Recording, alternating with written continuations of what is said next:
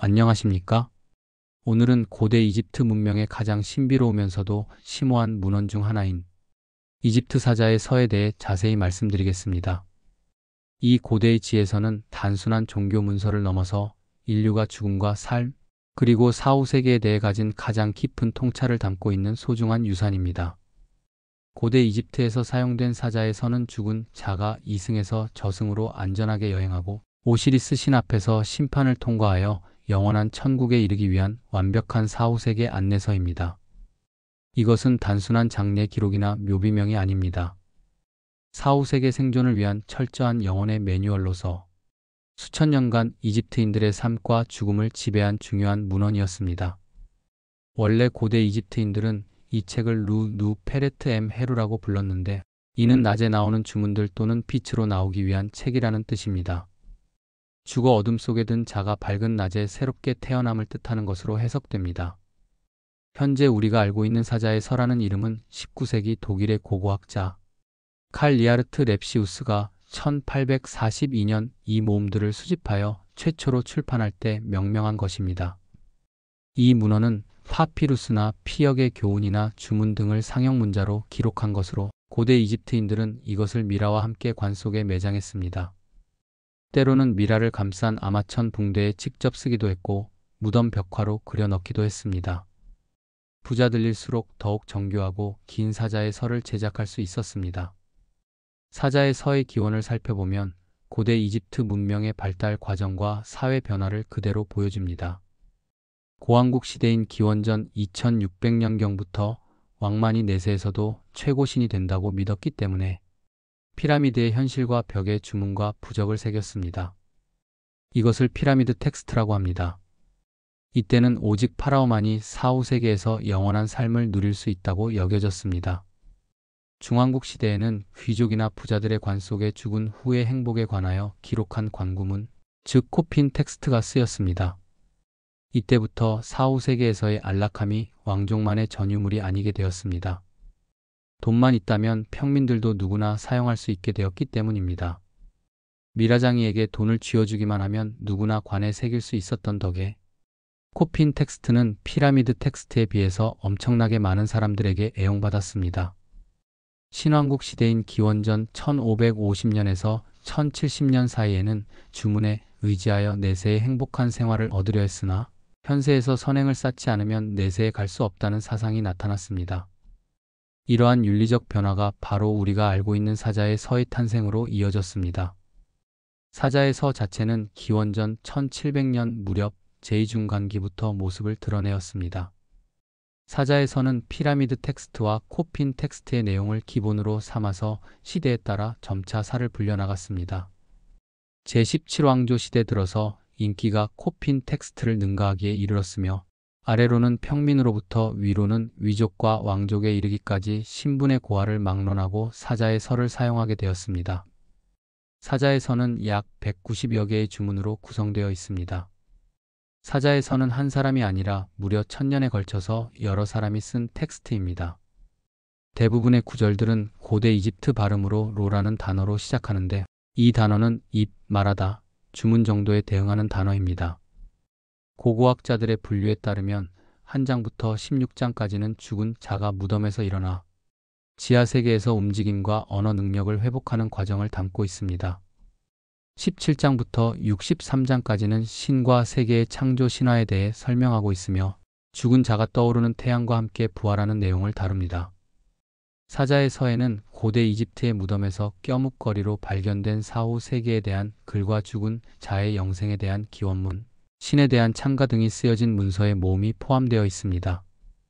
오랜 세월을 거쳐 편찬되고 개정된 이 모음에는 관 본문과 피라미드 본문 및 그 외의 글들이 실려 있으며 후대의 편집본들에는 태양신 라에게 바치는 찬가들이 첨가되었습니다. 필사자들은 이 본문들을 파피루스 두루마리에 바뀌어 쓰면서 때로는 화려한 사파도 그려 넣어 장례식을 치르려는 사람들에게 팔았습니다. 부자들은 문자와 함께 그림을 넣기도 했고 죽은 사람이 여러 위험과 괴물을 만나게 되는데 이를 암송하여 위기를 넘기도록 괴물 이름을 적어 놓은 경우도 있었습니다. 사자의 서에서 가장 유명하고 중요한 장면은 바로 심장 무게 달기 의식입니다. 심장 무게 달기 의식은 영혼, 즉 하가 사후 세계인 두아트로 가기 위하여 받는 최후의 재판입니다. 이 재판의 과정을 자세히 살펴보겠습니다. 죽은 자는 해가 질 무렵 육체와 분리된 수많은 혼령을 실은 배를 타고 공포의 계곡을 건너 서쪽으로 향합니다. 서쪽에 도착한 죽은 자들은 곳곳에 가로막혀 있는 여러 성문의 시험을 통과하여 오시리스의 법정에 도달합니다. 이집트에서는 죽은 사람의 혼을 바라고 부르는데 이바가 지나가야 할 관문들 중 대표적인 것이 사막과 부정문답과 재판입니다. 사막에는 영혼을 삼키는 딱정벌레가 가득하기 때문에 이들을 없애기 위한 주술이 필요했습니다. 부정문답에서는 이집트의 신화에 등장하는 모든 신들이 등장하는데 수백 개의 문이 있고 각각의 문 앞에는 신들이 한 명씩 수정정가를 데리고 서 있습니다. 신들의 질문에 대해 아니오라고 답해야만 문을 통과할 수 있기 때문에 부정문답이라고 불리는데 이들 내용 대부분은 생전에 지은 죄에 대한 윤리적인 내용입니다. 지하세계의 문지기들은 이름도 하나같이 뱀을 먹고 사는 자, 피 속에서 춤추는 자 등 기괴하기 짝이 없었습니다. 이집트인들은 죽은 영혼이 이들을 무사히 통과하기 위해선 사자의 서에 적힌 주문들을 올바르게 암송해 이 문지기들을 진정시켜야만 한다고 믿었습니다. 일단 사자의 서를 적절히 읽어 이 문지기들을 다스리고 나면 더 이상 이 문지기들은 죽은 영혼을 해치지 않았습니다. 오히려 다음 관문으로 안전하게 옮겨갈 수 있도록 도와주기까지 했습니다. 지하세계에는 이 문지기를 제외하고도 괴물들이 넘쳐났습니다. 딱정벌레, 하마, 악어, 뱀의 형상을 한 괴물들이 온갖 군대에 돌아다녔고 악마들까지 존재했습니다. 사자의 서에는 이들의 주의를 피하는 방법들도 상세히 적어두었습니다. 모든 시험을 통과한 후 마지막으로 모든 문을 통과하고 나면 저승의 신 오시리스가 직접 영혼을 심판합니다. 저승사자 아누비스 신이 천칭을 들고 있고 반은 생전에 가졌던 자신의 심장을 저울의 한쪽에 올려놓는데 이는 그의 양심을 상징합니다. 망자는 오시리스와 재판관 42명 앞에서 사자의 서에 쓰인 고백문 총 42개를 읊어야 했습니다. 이러한 고백들은 다음과 같습니다. 나는 부모님께 효도했습니다. 나는 이웃에게 해를 끼치지 않았습니다. 나는 거짓말을 하지 않았습니다. 나는 도둑질을 하지 않았습니다. 나는 사람을 죽이지 않았습니다. 나는 신에게 바쳐진 재물을 훔치지 않았습니다. 나는 고아의 재산을 빼앗지 않았습니다. 나는 거짓 증언을 하지 않았습니다. 나는 간음을 저지르지 않았습니다. 나는 무고한 사람을 해치지 않았습니다. 이처럼 42가지 죄에 대한 부정선언을 해야 했는데 이는 현재 형사소송 사법제도와 많은 유사성을 갖습니다. 고대 이집트인들이 이미 공정한 재판에 대한 개념을 가지고 있었음을 보여주는 놀라운 증거입니다. 고백을 마치면 저울을 사용해서 영혼의 죄를 판단했습니다. 저울 한쪽에는 정의의 여신 마하트의 깃털을, 다른 한쪽에는 영혼의 심장을 얹었습니다.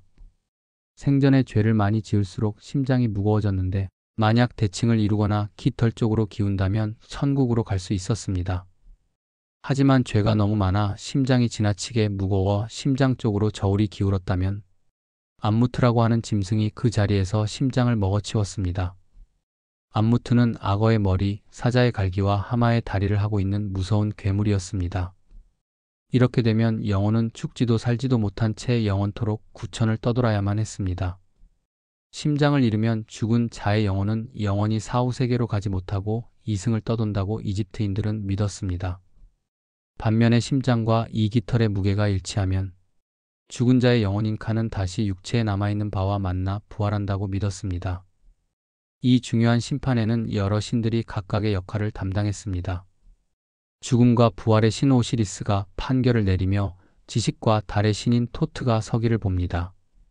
죽음의 신 아누비스는 안내자를, 암무트는 집행관을, 파라오와 왕권을 상징하는 신 호루스는 죽은 자의 고백을 유도하는 일종의 검사 역할을 합니다. 파피루스 그림을 자세히 보면 가장 위쪽에 앉아있는 14명은 오늘날 재판정에서 공정한 재판이 열리고 있는가를 감시하는 배심원 역할을 하는 신들이고 왼쪽 편에 하얀 소복을 입은 사자가 심판대에 안내되고 있고 그 중앙 심판대는 다름 아닌 천칭을 이용하고 있으며 천칭의 왼쪽엔 사람의 심장 단지가 오른쪽엔 새의 깃털이 올려져서 무게의 균형을 달고 있습니다. 사자의 서에는 특별한 목적을 가진 주문들이 있습니다. 가장 유명한 것은 125번 주문으로 최후의 심판에서 사는 동안 아무 잘못도 저지르지 않았음을 심판관들에게 고백하는 내용입니다. 사자의 서에는 심장을 다루는 주문이 많습니다. 고대 이집트인들은 마음이 있는 곳이 심장이라고 생각했기 때문입니다. 오시리스의 법정에서 죽은 이에 대해 불리한 증언을 하지 말아달라고 심장에게 간청하는 주문도 있었습니다. 이런 주문은 미라의 심장 위에 놓이는 스카라브에 흔히 새겨지는 문구이기도 했습니다. 30비 주문은 죽은 자의 심장이 배신하지 않도록 막는 주문이고 17, 18 주문은 태양신 라와의 일체화를 다룹니다. 1 주문은 죽음 직후 의식이 깨어있는 상태로 전이되도록 안내하는 내용입니다. 15장은 태양신에게 바치는 찬가이고 17장은 사후 세계에서 문제에 봉착했을 때 난관을 극복하기를 기원하는 내용입니다. 이것은 아문신을 모시는 상당히 높은 지위의 신관을 위해 만들어진 것으로 제3중간기 제22왕조 기원전 약 945년에서 712년 사이의 것으로 추정됩니다. 고대 이집트인들도 인간이었으니 당연히 암무트에게 심장이 먹히지 않을 만큼 법정에서 죄를 받지 않을 만큼 착하게 살 자신이 없는 사람들이 많았습니다. 그래서 이집트인들은 심장에 스카라브 부적을 올려놓는 꼼수를 썼습니다. 이렇게 하면 심장이 저울에서 미주알고주알 제 죄를 일러 바치지 못한다고 믿었습니다. 또한 사자의 서에 42개 고백문뿐만 아니라 자신의 죄를 경감시키고 오시리스의 법정에서 좋은 결과를 얻을 수 있는 주문들까지 써놓았습니다. 이집트인들은 영혼이 몇 개의 요소로 이루어져 있다고 생각했습니다. 칸은 육체와 동시에 태어나는데 무덤 속 조각상은 사후에 이카가 머무는 장소였습니다. 반은 개인의 고유한 인격을 나타내며 몸을 떠나 자유게 이동할 수 있어 무덤 밖으로 나오기도 하였습니다. 영원한 삶을 위해서는 육체와 영혼의 모든 요소가 하나의 아크, 즉 실제적인 영혼으로 통합되어야 했습니다. 이러한 복잡한 영혼과는 사자의 서가 단순한 기도서가 아니라 정교한 사후세계 안내서임을 보여줍니다. 이집트인들에게 저승으로 가는 입구는 해가 지는 서쪽에 있고 사후세계는 땅 아래에 있었습니다. 죽은 뒤 망자는 오시리스 앞에서 이승에서 진실한 삶을 살았는지 심판받았습니다. 이집트인들은 마트, 즉 정의에 따라 살지 않았다면 영원한 삶을 보장받을 수 없다고 믿었습니다. 사자의 서는 개인의 경제력에 따라 다양한 형태로 제작되었습니다. 부유한 자일수록 정교하고 긴 사자의 서를 제작할 수 있었습니다. 이집트인들은 사자의 서가 없으면 사후 세계로 쉽게 건너가지 못할까 우려해 무덤에서도 가장 안쪽, 즉 미라의 관안에 함께 끼워 넣었습니다. 고대 이집트의 최전성기인 신왕국 시절에는 사자의 서가 아예 장례식의 필수용품이었고 미라를 싸는 리넨 천에 그리거나 벽화로 파피루스 본으로 만드는 등 온갖 곳에 그리고 적고 새겼습니다. 때로는 아예 벽화 형식으로 무덤에 온통 사자의 서의 내용을 그려넣기도 했습니다. 그 방대한 내용을 다 새겨넣기는 힘들다 보니 꼭 필요하다고 생각하는 부분만 따로 선별해서 파피루스에 써넣거나 벽화로 그렸습니다. 신왕국이 몰락하고 제3중간기가 도래하면서 사자의 서를 제책하는 방법도 조금씩 바뀌었습니다.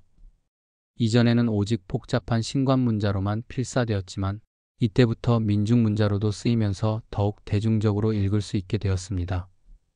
이뿐만 아니라 안에 든 사파를 제거하고 최대한 간략화하여 값싸게 만든 사자의 서가 시중에 유통되었습니다. 조그만 수첩 같은 것에 사자의 서 내용을 조그맣게 기록해서 품에 안고 무덤에 묻히는 사람들도 많았습니다. 사자의 서를 이해하기 위해서는 오시리스 신화를 알아야 합니다. 오시리스는 죽었던 신이 부활하며 내세를 주관하는 죽음의 신이 되었습니다. 사자의 서는 사자가 몸에 지니고 다녀야 하는 것으로 사자가 현세와 마찬가지로 내세의 오시리스 왕국에서 부활해 행복하게 살기 위한 일종의 부활의 서이기도 했습니다. 오시리스 신화에서 오시리스는 형제 세트에 의해 살해당했지만 아내 이시스와 아들 호루스의 도움으로 부활하여 저승의 왕이 되었습니다. 이시스는 자신의 남편을 고향에 묻어주기 위해 시신을 이집트로 가져왔습니다. 하지만 이를 안 동생 세트는 시신을 다시 빼앗아 14토막을 내어 이집트 곳곳에 버렸습니다. 그녀는 이집트 방방곡곡을 돌아다니면서 남편의 유해 조각을 모았습니다. 그 사이 오시리스와 이시스의 아들인 호루스가 눈부시게 성장하였습니다. 그는 아버지의 복수를 위해 삼촌 세트를 찾아가 격렬한 전투를 벌입니다. 전투 도중 호루스는 왼쪽 눈을 잃었고 세트는 고환을 잃었습니다. 결국 호루스는 그의 삼촌 세트를 굴복시키고 아버지의 원수를 갚습니다. 전투가 끝난 후 호루스는 자신의 이복 동생인 아누비스의 도움을 받아 오시리스의 유해를 다시 짜 맞추고 영생을 얻도록 기도를 합니다. 이때 호루스는 왼쪽 눈을 제물로 바칩니다. 이 신화는 죽음이 끝이 아니라 새로운 시작이라는 이집트인의 믿음을 보여줍니다. 이집트 역사는 크게 고왕국과 중왕국 그리고 신왕국으로 나누어집니다. 지금으로부터 5000년 전 고왕국 시대의 이집트, 사람들은 정기적으로 범람하는 나일강 주변에서 농사를 지으며 살았습니다. 사막과 바다로 둘러싸여 외부 침략이 없는 평화로운 지역에서 살았던 그들은 매일 반복되는 일상으로 인하여 세상의 모든 것들은 순환한다고 생각하였습니다. 특히 생명이 없는 건조한 사막과 생명력이 넘치는 풍부한 초목으로 대비되는 환경에서 살았던 그들은 세상을 저승과 이승으로 나누고 이들 역시 반복된다고 생각하였습니다. 모든 것이 순환한다고 생각한 고대 이집트인들에게서 최고의 신은 태양신이었습니다. 태양신 라는 태양의 돛담배를 타고 두아트로 넘어가는 계곡에서 뱀으로 형상화된 어둠의 신인 아포피스와 매일 싸워 이기면서 어둠을 물리치고 아침을 연다고 확신했습니다. 저승의 서에는 태양이 내세에서 12시간 동안 지나가는 길이 그림과 함께 자세하게 설명되어 있습니다. 태양이 배를 타고 저승 세계를 통과하여 아침에 다시 산자들의 세계로 돌아가는 여정과 그 과정에서 이를 방해하는 적들을 물리치는 것을 보여줍니다. 이집트 사람들은 자신을 태양신과 동일시함으로써 사후 세계에서 자신의 존재를 위협하는 세력들을 물리칠 수 있다고 믿었습니다. 사자의 서의 현대적 연구는 19세기부터 본격적으로 시작되었습니다. 이집트학의 여명을 여는 데 기여했던 대형 박물관 이집트학 실장이었던 월리스 버치, 독일 학자 랩시우스, 그리고 최근에 포크너가 편찬한 연구들이 기초가 되었습니다. 여러 형태의 사자의 서 문서가 발견되었는데 그중 묘사가 세밀하고 뛰어난 것으로는 영국 박물관에서 소장한 아니의 필사본 사자의 서가 있습니다. 이 문서는 죽은 이의 머리 위를 떠돌고 있는 바의 모습을 생생하게 보여주며 고대 이집트인들의 영혼관을 이해하는 데 중요한 자료가 되고 있습니다. 현재까지 알려진 가장 오래된 사자의 서는 제13왕조의 것이라고 합니다. 저 유명한 저울로 심장의 무게 재기라는 모티브 또한 하트셉스트와 투트모세 3세 시대에 처음으로 등장했습니다. 이집트 사자의 서는 후에 티베트 불교의 사자의 서에도 영향을 미쳤습니다. 두 문헌 모두 죽음 후의 세계를 다루고 있지만 접근 방식에는 차이가 있습니다. 이집트 사자의 서는 신적 심판과 주문의 힘을 중심으로 하여 사후 세계를 신화적 존재들과 실제 공간으로 구성된 곳으로 봅니다. 그 목적은 천국 진입과 영혼 보호에 있습니다. 반면 티베트 사자의 서는 의식의 자각과 해탈의 가능성을 강조하며 사후 세계를 의식의 상태로 구성된 환영 세계로 이해합니다. 그 목적은 윤회 탈출과 해탈 실현에 있습니다. 두 문헌 모두 죽음을 단순한 끝이 아닌 의식의 여정으로 보았다는 점에서 공통점을 갖습니다. 사자의 서에는 현실이 힘들더라도 양심적으로 산다면 평화로운 내세를 갈 수 있다는 고대 이집트인들의 믿음과 희망이 담겨 있습니다.